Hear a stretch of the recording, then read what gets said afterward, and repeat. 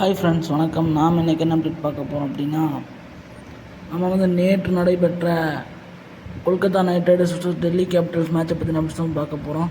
இந்த மேட்ச்சில் பார்த்தீங்கன்னா கொல்கத்தா ஈடன் கார்டன் ஸ்டேடியத்தில் நடைபெற்றது. இந்த மேட்ச்சில் பார்த்தீங்கன்னா டாஸ் வின் பண்ண டெல்லி கேபிட்டல்ஸ் நாங்கள் ஃபஸ்ட்டு பேட்டிங் பண்ண போகிறோன்னு சொன்னாங்க.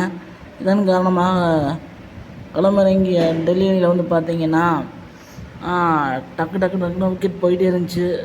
ஸோ இதன் காரணமாக பார்த்தீங்கன்னா 153 ரன்களுக்கு 9 விக்கெட் இழப்புக்கு 20 ஓவர் முடித்தாங்க.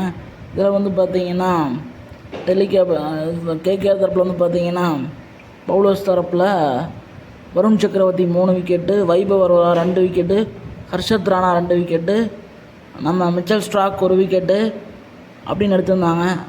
டெல்லி தரப்பில் பார்த்தீங்கன்னா ரிஷப் பண்ட் ஒரு 27 அடித்தார். அதன் பிறகு குல்தீப் யாதவ் 35 ரன் அடித்தார். ஸோ அதுதான் ஹையஸ்ட் ரன் ஸ்கோரஸ் இருந்துச்சு. ஸோ இதன் காரணமாக 154 ரன் எடுத்தால் வெற்றி அப்படிங்கிற எளிய இலக்கோடு களமிறங்கிய கொல்கத்தா அணியில் பார்த்திங்கன்னா 7 விக்கெட் வித்தியாசத்தில் வின் பண்ணிட்டாங்க. இதை பார்த்திங்கன்னா நம்ம பில் சால்ட் 60+ ரன்ஸ் அடித்தார். அதே போல் நம்ம சுனில் நரேன் 16 ரன் அடித்தார். ஸோ இதன் காரணமாக ஈஸியான ஒரு வெற்றி இருந்துச்சு. கடைசியாக ஃபினிஷ் பண்ணி கொடுத்து யாருன்னு பார்த்தீங்கன்னா கேப்டன் ஸ்ரேயஸ் ஐயர் 33 ரன் அடித்தார். அதுபோல் வெங்கடேஷ் ஐயர் 20+ ரன் அடித்து 2 பேரும் நாட் அவுட்லேருந்து முடிச்சு வச்சுருக்காங்க. டெல்லி தரப்பில் பார்த்தீங்கன்னா ஸ்ரீயாட் வில்லியம்ஸ் அவர் 1 விக்கெட்டு, அக்சர் பட்டேல் 2 விக்கெட் சொல்லி எடுத்திருக்காங்க.